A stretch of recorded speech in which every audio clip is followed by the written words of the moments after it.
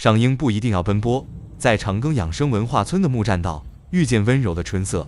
看那粉嫩的樱花在木质色调的映衬下，显得格外优雅。跟着镜头，一起感受这份宁静与美好。愿你心心中常有阳光，好人一生地久天长。愿你被温柔以待，好人一生幸福同在。